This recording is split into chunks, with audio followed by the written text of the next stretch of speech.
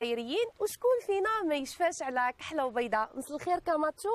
مساء الخير اختي ومرحبا بك بالطاقم الفني اللي راهو معك. الله يعيشك وحنا نتشرفوا في حصه الوان بلادي باه تكون ضيفنا. نرجعوا بك للذكريات الجميله الكحله وبيضاء وفكرنا شويه في الفيلم.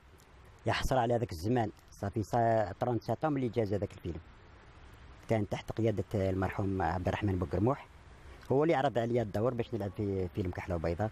وكنت انا صديق الربيع اللي ربي يرحمه، كنت صديقه ونعاونو ونبيعو في تركاوات لي زاناناس وذاك باش نشريو كروسه كرسي المتحرك لاختو الساسيه اللي لازم خوها باش يلعب لا فينال لازم نشريو كروسه لاختو الساسيه.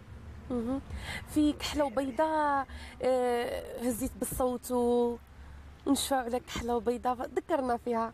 كحله وبيضاء انا كنت عندي دي شونسون اللي الناس كامل مازالت الوقت تشفى عليهم. هي الاغنيه تاع صبرت لما كنت في الكروسه وراحل، كنت راح للبومارشي وكنت نغني فيها وانا كنت فرحان.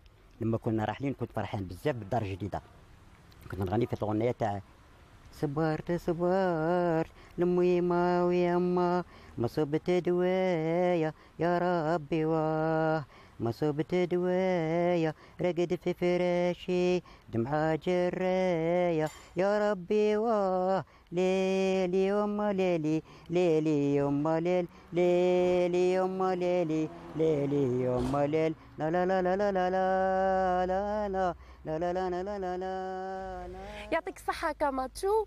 وحنا نقولوا بلي هو فعلا عرس كبير زهاوه الصيفية بالموال الصراوي الجميل والنغمة الصيفية الأصيلة. تعدت حدود الموسيقى فعلا وقدرت تقتحم كل المجالات الإبداعية خاصة السينما.